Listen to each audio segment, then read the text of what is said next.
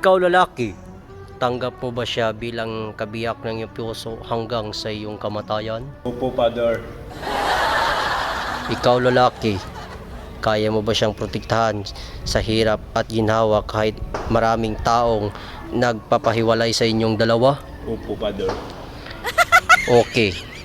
Ikaw lalaki, wala na bang tututol sa inyong dalawa kahit sa inyong mga pamilya? Wala na po, Father. Matagal na po kaming tanggap ng pamilya namin, Father.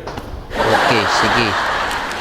So ito na ang oras na may papakita mo sa kanya kung gaano mo siya kamahal bilang kabiyak ng iyong puso. Opo, Father. Okay, kiss the bride.